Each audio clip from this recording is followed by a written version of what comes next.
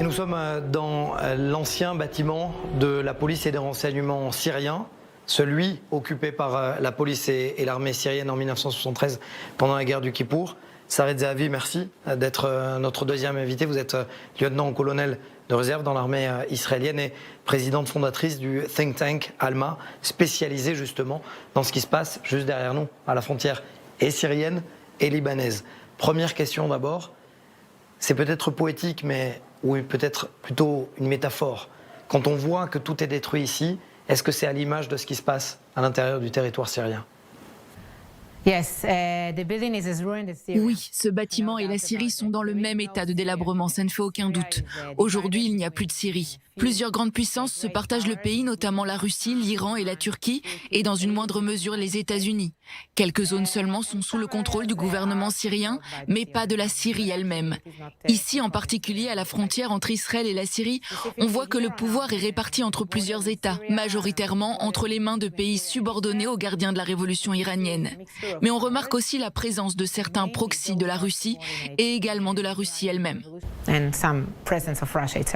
Vous m'avez montré la carte en préparant cette interview. Je dois dire que c'est assez apeurant. C'est-à-dire qu'on voit quasiment une cinquantaine de positions et du Hezbollah et des milices chiites à cette frontière, alors que normalement, elles ne sont pas censées être là. Non, elles n'ont rien à faire ici. Le Hezbollah est déployé ici avec 2 unités. D'un côté, il y a l'unité du Golan, qui est composée de Syriens qui ont été recrutés pour le Hezbollah et qui sont payés par le Hezbollah. Leur mission est de perpétrer de petits attentats terroristes ici à la frontière. Et c'est ce qui s'est déjà produit depuis plusieurs années. Et il y a l'unité de commandement du Sud, qui est composée de Libanais qui entraînent et accompagnent les commandants de l'armée syrienne. Ils les aident à se préparer à la prochaine guerre contre Israël. Ils les préparent pour qu'ils soient opérationnels, si vous voulez.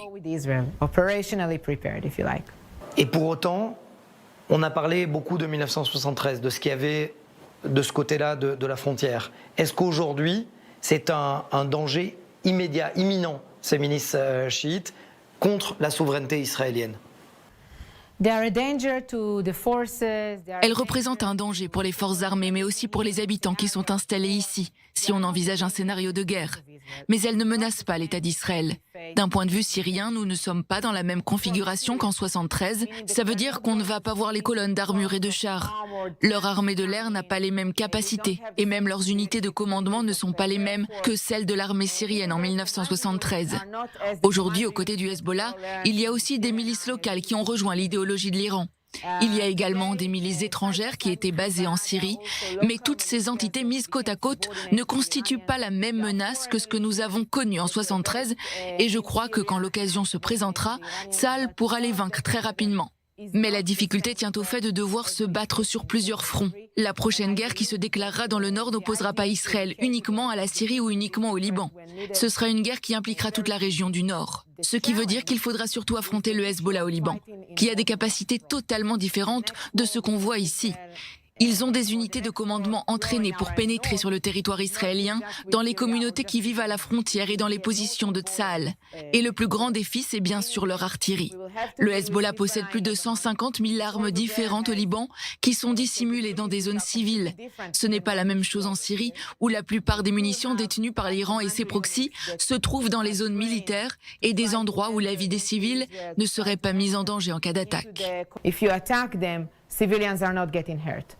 Comment éviter que la Syrie ne devienne un Liban numéro 2 ? C'est ça le vrai challenge finalement de ce que je comprends de ce que vous dites. Il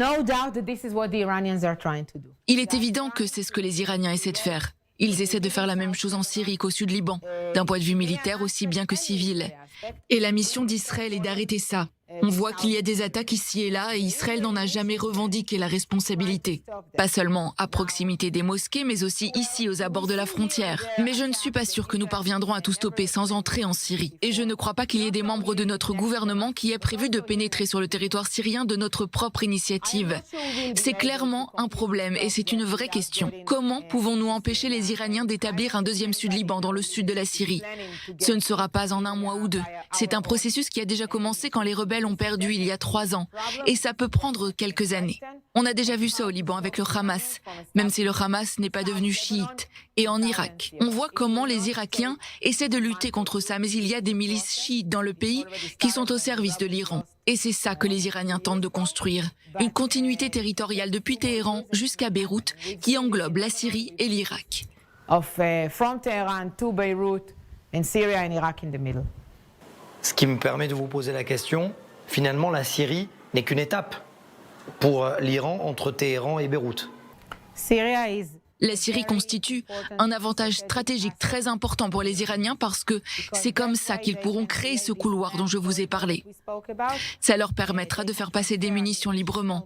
Mais comme je vous l'ai dit, ce n'est pas uniquement une question militaire et politique. C'est aussi une question d'hégémonie, d'influence et de contrôle. Et je crois que c'est ça, l'élément clé. À ce propos, est-ce qu'on sait quel type d'armes se trouve à l'intérieur du territoire syrien ? En ce qui concerne le type de munitions que les proxys de l'Iran possèdent ici, je dois dire que, de ce que nous savons, ce n'est pas une menace stratégique pour Israël. Il ne s'agit pas du même nombre de roquettes que nous avons vues au Liban. Je crois que les Iraniens ont besoin de plus de temps pour construire une infrastructure civile et militaire dans le sud de la Syrie. Mais peut-être que plus tard, ils essaieront de transporter des roquettes jusqu'à la frontière. Pour l'instant, ce qu'on voit, c'est que les dizaines de milliers d'armes qui se trouvent dans le sud de la Syrie ne sont pas toutes des munitions professionnelles, mais elles peuvent être utilisées dans un scénario de guerre. L'Iran a aussi des drones, elle a des roquettes en Syrie, mais pas autant qu'au Liban et pas de la même qualité. As what we see in Lebanon. Ça sera ma dernière question, Sared Zahavi. Est-ce qu'Israël doit oublier le trauma causé par 1973, la guerre du Kippour, et se projeter plus sur l'avenir, sur ce qui se passe à ses frontières syriennes et libanaises? What you're actually asking me is, do we have to initiate? Si vous me demandez si nous devons lancer une attaque contre le Hezbollah et l'Iran au Liban et en Syrie, ma réponse est non. Malgré toutes les menaces dont je vous ai parlé, je crois qu'il ne faut pas faire ça.